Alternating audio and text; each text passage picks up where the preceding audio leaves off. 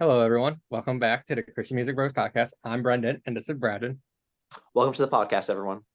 And remember, if you like what you're hearing, like, follow, and subscribe, and comment. Contact us on our email. Our email is christianmusicbros@gmail.com or christianmusicbropodcast@gmail.com. So if you ever want to reach out to us, you can reach out to this way, or follow us on Instagram, and you can send us a message there. Today, we have special guests. I'm sorry if I pronounced and butchered these names wrong. We have Ashley Mofield and Rachel Cash. I'm sorry if I pronounced any of this wrong. So welcome for joining us. Thanks for having us, and you did it correctly. Yeah, sounds good. Thank you. Thank you, Brendan. We're honored to be here. Feel free to introduce your guys both yourself. Just talk a little bit about yourself to start. Any of you guys can start. Ladies first. Okay, thank you. Well, my name is Rachel. I am born and raised in the Nashville area. I became a Christian in 1990, which kicked off my love of all things Christian culture, Christian music. I worked at Family Christian Store as a teenager, where I got my fake doctorate in 90s Christian music and culture. And the 90s Christian music has stayed with me. I'm 41, 42. I don't even know. I'd have to get out a calculator to figure that out. But Christian music has stayed with me all this time. And a couple of years ago, I reached out to someone who I admire and respect very much and asked this person if they would be interested in writing a devotion based on 90s Christian music. And that person said, yeah, sure. It'd be a great adventure. So here we are. Thanks for sharing that. Yeah. Yeah. So that person was me, and we saddled up our horses and wrote this book. And so I am Ashley Mofield. I am Rachel's pastor, and I serve as the senior pastor at White House First Baptist Church, Middle Tennessee, just north of Nashville. And I've been on staff here for 22 years. I'm a little older than Rachel, and so my background is in music. I graduated from high school in the early 90's, went to college, have a degree in music, but during my college years is when I felt called into ministry. So it was also a pivotal time where I was exploring my call to ministry, growing in my faith. And so the music that we wrote about was very important to me in those important years. And then I moved to seminary and went and did my MDiv in seminary and started in ministry. And then I have been at our church since 2001, went back to seminary, and then I actually got a real doctorate degree, not just a whatever you called your 90s Christian fake doctorate, but Fake doctorate. And that, which was a huge part of me even growing as a writer. Like if I wouldn't have done that, I don't think I would have ever even dreamed of writing a book. But when Rachel did approach me with this project, it kind of started because as I would preach sermons, the lyrics of a 90s Christian song might pop up, or a title of my sermon might be the title of a Stephen Curtis Chapman song. And so, a couple times after church, she's like, hey, I saw that, the title of your sermon was this, and so we found we had this common love for the music. It was huge in both of our lives.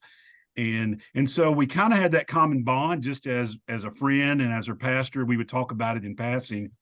And even with our spouses, I think we went to see Stephen Curtis Chapman in concert. We did a little double date even before we went on this great adventure together.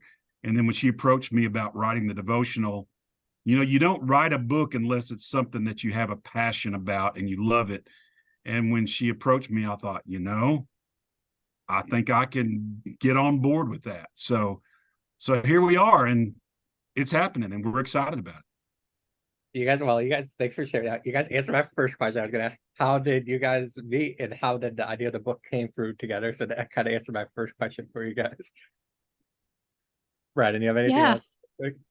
I mean, I've known Ashley for almost 20 years, I guess. Has it almost been 20 years? He's a great pastor. He's a great person. There's no one else that I think could have written this book with me.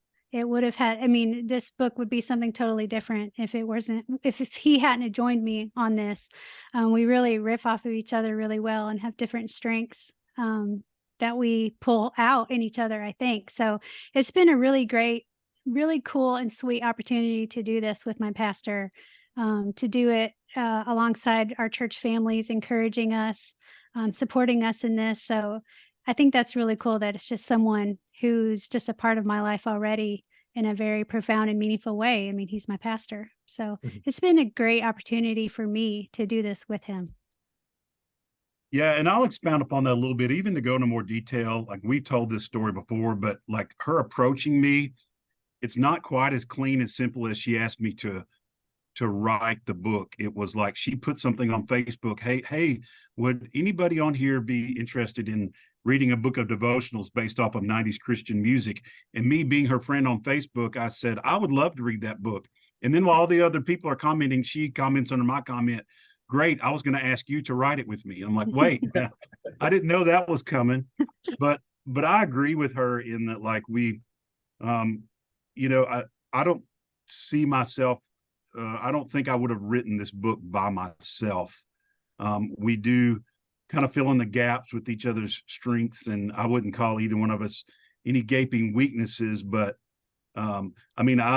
we both have a cheesy sense of humor. And so even though I'm a pastor, there's a lot of fun kind of picking at ourselves in the 90s as well as the devotionals. And so we both kind of get that language. Mhm. And being that I am a little older than Rachel, it's also a good balance. And like, yeah, we're both Stephen Curtis Chapman fans, and that's probably our top. But like where I was jamming out to For Him, she was jamming out to Jesus Freak. But both of those need to be in this book. It's a great balance, like, and where she's listening to Switchfoot, I might have been listening to more Michael W. Smith, and we both listen to both of them, but it's just a really good balance, and it's been a fun team effort, and we pushed each other. And I think if it would have been either one of us on our own, we both probably would have quit before it was over. So it's been nice having that accountability throughout. That's very cool and unique. Like, it's always good to have like a partner with it, no matter what. Like, that's how me and Brandon do this podcast together. Like, without Brandon, I don't know what we would do. Or say, I think Brandon would be in the same boat. Well, Definitely. and and Rachel may want to speak to this, but you know how you were ever in like high school or college, like where you have a group project and there's somebody in the group that's not really doing their part, Mhm. like somebody else is doing all the work. Thankfully, I think we both really work hard. Like there's never a time where I'm like, well, I hope Rachel, is living up to her end of the bargain, and I hope I've done the same. Like it's been a fun teamwork kind of thing. So Brandon, you have anything you want to add very quick before we jump more in? Yeah, like you guys both mentioned, I've been loving what you guys were saying about your passion into that. We definitely can hear that. So I would love to ask, like, what was the process of like writing it like? Was it a long period, or were you guys like quick on the fence, just jumping into it? Like, because there's so much of the Christian music in the 90s to go through, so many songs, artists. What was the process like actually taking that passion you guys have and being able to put that into words and knowing what to do, how you do that all? Well, I would say that this book is I had a vision for this book, and the vision was very specific. I wanted it to not only be a devotional but encapsulate the time period. So the cheesy, the humor, just the off the wallness that was in 90s Christian music, just the fun of it. There's a lot of fun in 90s Christian music, and I wanted to capture that. I wanted to capture the emotion, and I wanted to include all the inside jokes. This book is not going to be loved or understood by just anyone. It's specifically for a group of people who loved 90s Christian music and are familiar with all of those inside jokes. So the first thing that happened to me when I started writing this book was it wasn't the devotions that I was writing first. It was the funny stuff that came out for me first. And I knew that it had to be in there. And thankfully, Ashley, he agreed that this book needs to reflect the 90s correctly. And in order to do that, you got to have a little fun, got to have a little cheese in there. So for me, it started coming out like that. The retrospectives is what we call those, the little humorous interludes in between the devotions. There's about 11 or 12 of them, where we just kind of take a step back and we just make fun of ourselves a little bit or recall a specific memory. We even include some things from our social media audience of things that they remember, that we love to include the input from as many people as we can. So for me, it was those. And then the fun part, or probably the more difficult part, was the choosing of the songs. So we landed on around 35. So I'll let Ashley describe that process. Sure. When we met, that was fun. Like, all right, we're going to write this book, and we've got a huge library of music to choose from. How do we choose what songs and what artists? So I've actually still got a copy of it. Like, I created a spreadsheet, and we had, like, was it theologically sound? Was a song? Was it popular? Like, we didn't just go to the deep cut of some album that no one would recognize, even though we might love it. The book is not about artists' lives or testimonies, but some stories were like, you know what, we probably need to steer clear from that, and this one, let's focus on the song.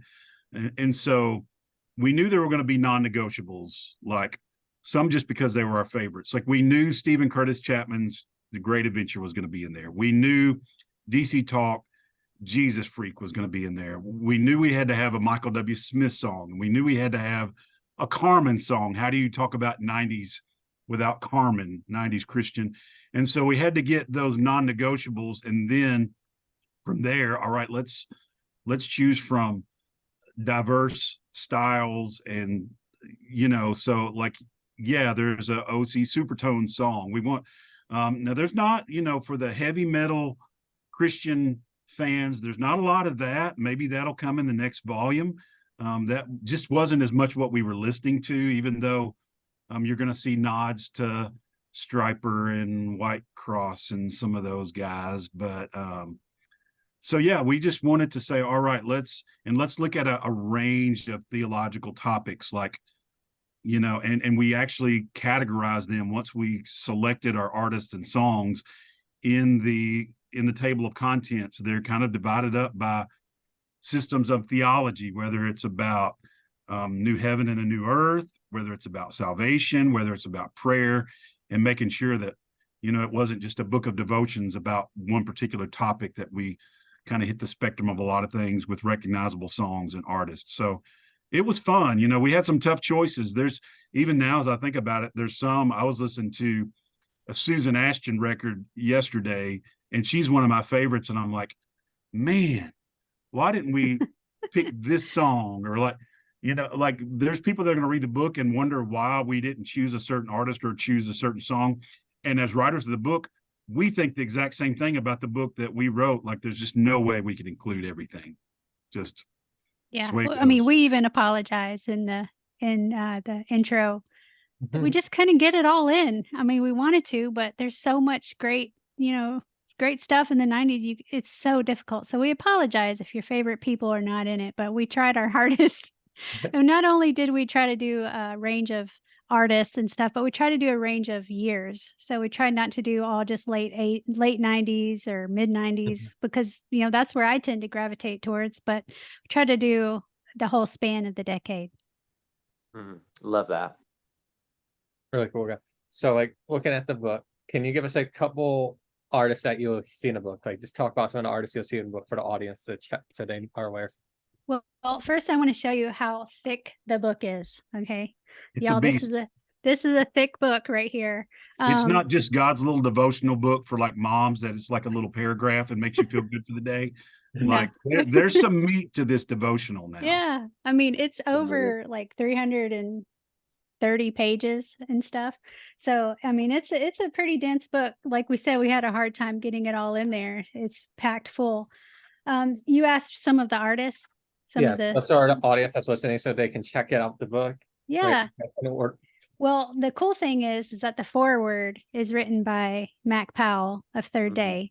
And I don't want to steal his thunder, but if you love Third Day, then you will enjoy reading it. But even if you're not like a huge Mac Powell Third Day, I really appreciated his foreword because he reveals to us that he's a 90s Christian kid too. And he gives his experience of what it was like for him to discover Christian music in the 90s, which I think is amazing. So, I think a lot of people are going to relate to Mac Powell, even though Mac Powell is like a superstar. They're going to relate to his story, and we love that. And So some of the other people in the book, well, you got the staples. You got DC Talk. You got Audio Adrenaline. Yeah, Stuart you Curtis can't Chapman. tell 90s Christian without Big House and Audio Adrenaline. Like that was one of those it had to be in there, and I had to write that devotion, and it wasn't the easiest one to write. Like, how do you write a devotion off of a big yard where we can play? But like the depth is there. We just had to really layer it back a little bit. Sorry, Rachel, but Oh no, you keep going. I mean, you can keep going. This is what our premise was. We just dive in, talk everything up. I mean, there's Point of Grace, there's For Him, there's Out of Eden, which were, my favorites. There's Switchfoot, Jars of C.C. Clay. Winans. Yeah, Jars of Clay. Caveman's Call. Yep. Kirk Franklin. We've Yep. even got Sandy Patty and Wayne Watson in there, early 90s. We tried to put some of that. Anointed, Sonic Flood, Crystal Lewis, Twyla Paris, Cindy Morgan, Clay Cross, Wes King, Michael English. Yeah. Mm-hmm. Lisa Bevel, who's one of my favorites. I think that might be everyone. I don't know. There could be a few surprises. Newsboys. You might have said Newsboys. Newsboys. So there are 35 songs. 35 songs. There's only a couple of people that got more than one song. That would be DC Talk, SE Squared, and Smitty. Each got 2 songs in here, and we couldn't help it. But yeah, each of the 35 songs gets its own devotion where we look at the scripture that it brings to mind, or maybe a scripture that we think might have inspired the song. And we talk about, the theology of that. So, for example, if we were doing Heaven in the Real World, which is the first chapter in the book, we talk about God's kingdom. Is heaven in the real world? And what does that look like? Where do you find it? We reference his music video and trying to explain, where his kingdom might be and the role that Jesus plays in establishing his kingdom of heaven in the real world. So that's just a little taste of how the book is laid out. And as Ashley said too, it's divided into themes. So it was hard to do that. It was hard to put them in themes because not all of them fit into little tidy boxes. But yeah, I mean, Ashley, anything you want to add to that? Well, and something else that we did that, and this was definitely Rachel's influence that I think is a really neat part of each devotion. So yeah, these songs were 25, 30 years ago, and Rachel was a teenager. I was in college. It was fun to look at a particular song and think about where I was in my faith in 1995, listening to a Jars of Clay album, where I was in my theology, and now where I am in 2023.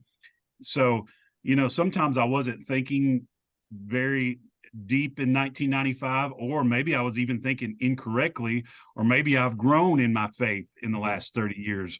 So as we lay out each chapter, each devotion, you've got the name of the song, the songwriter, the scripture that's involved, but then we kind of have our 90s impression of the song and the theology, and then today's impression of how we've grown in our faith and maybe how we see the song differently, or see it for what it was meant to be, or more with maybe more mature theological eyes looking at it. And so that's a part of every devotion, kind of how we've grown in our faith and our understanding of some of the theology in the songs. So I think readers will enjoy that, because I would hope that they'll go on their own journey. Like oh yeah, I remember, hearing whatever, Michael W. Smith, I'll Lead You Home in 1996. I didn't really think that it meant this, but wow, I really need to go back and listen to that and study those scriptures. So that idea is there as well. So I do want to say too that these songs, the lyrics of the songs are not equal to scripture.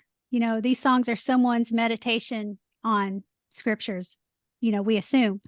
And so these devotions represent our own meditation on these scriptures, riffing off of the songs, using it as like a springboard to think more deeply about these scriptures, but the lyrics are not equal too. So the point of the book is to get people back into the Bible, getting excited, and to kind of recapture that wonder of learning these truths for the first time. So thinking back to when I might have learned about God's kingdom, and now what do I now know about God's kingdom?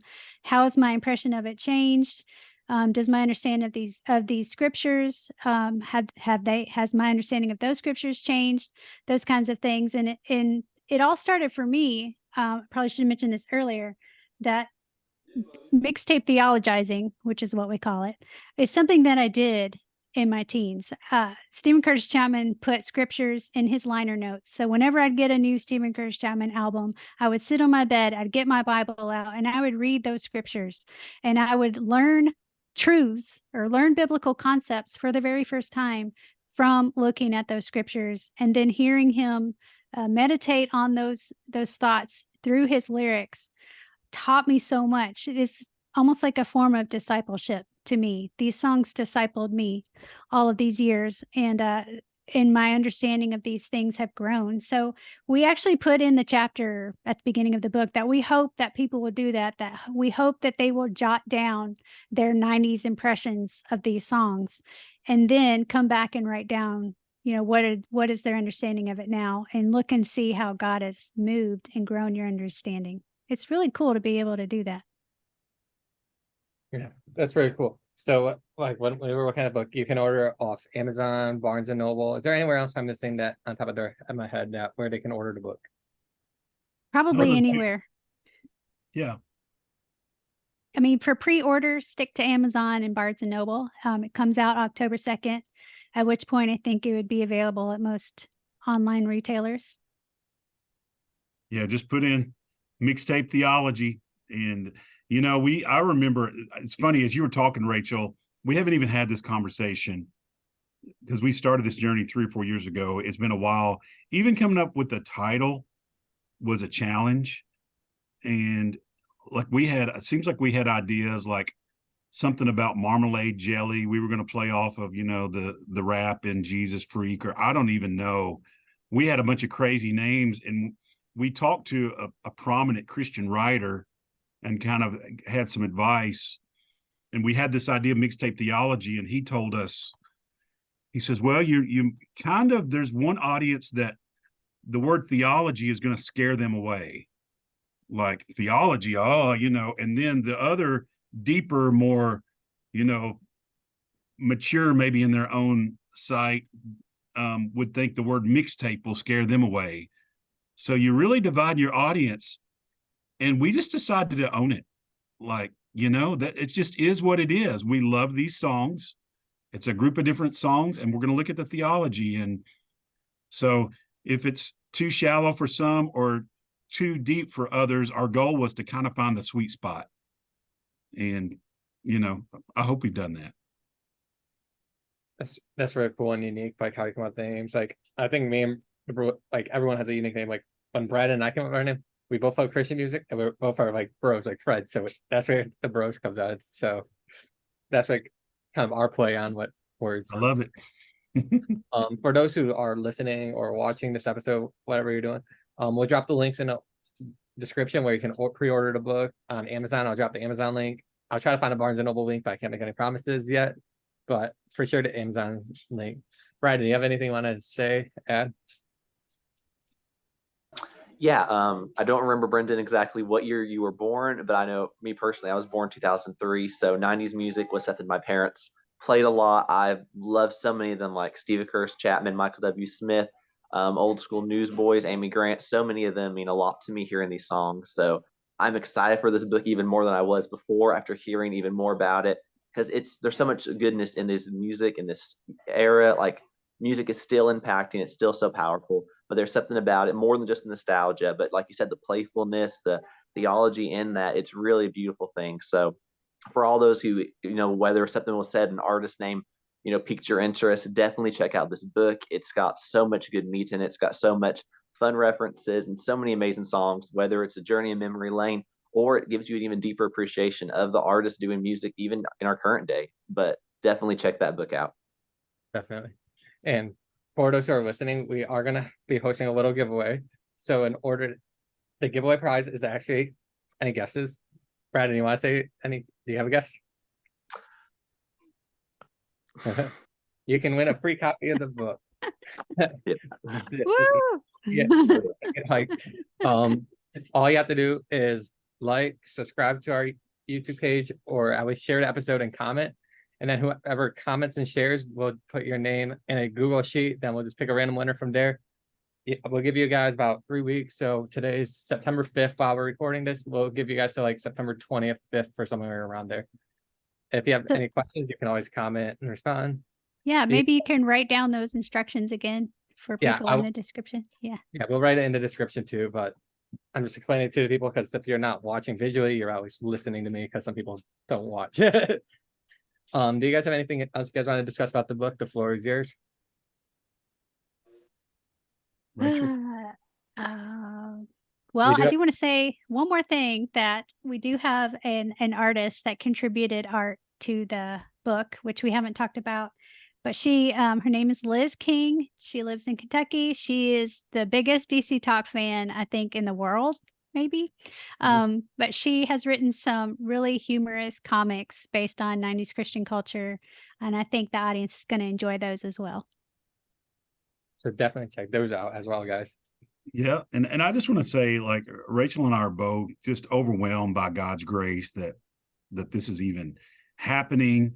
You know, it's a neat adventure. It's neat to do it with someone, but it's all God. Like each step of the way, so many times, like, all right, is this really going to happen? And we went through so many, I won't use the word trials, but it's just been a long journey.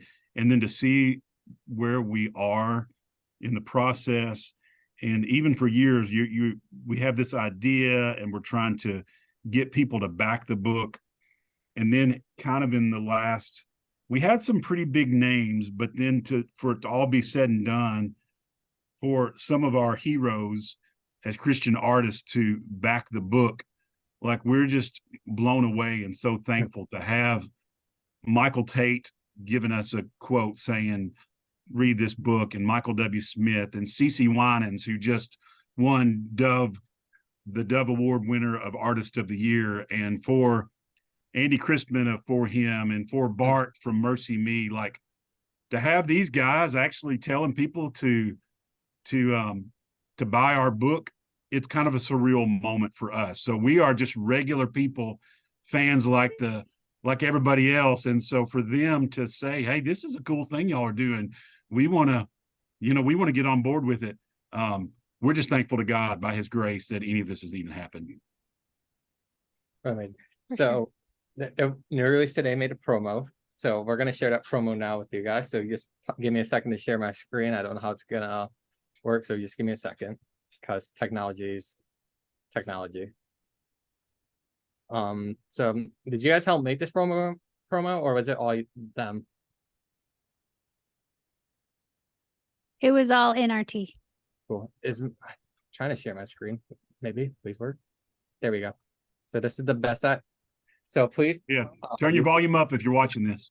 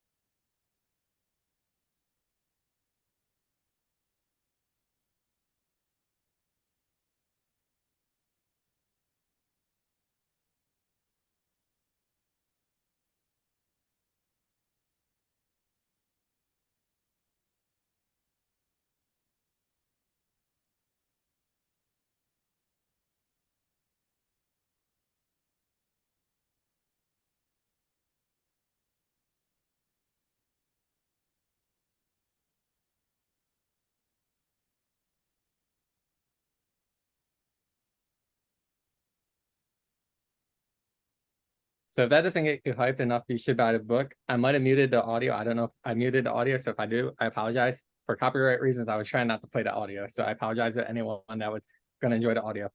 Just don't want to get copyrighted or anything. You're Well, smart. thank you again for joining us. You can pre-order the book anywhere. Give them a follow on Mixtape Theology on their Instagram, Facebook, Twitter, all the social medias. Order book. It's going to be great. And it comes out October 2nd. And please tell us what you think. Thanks again for joining us, guys. Thanks for having us. Thanks, bros.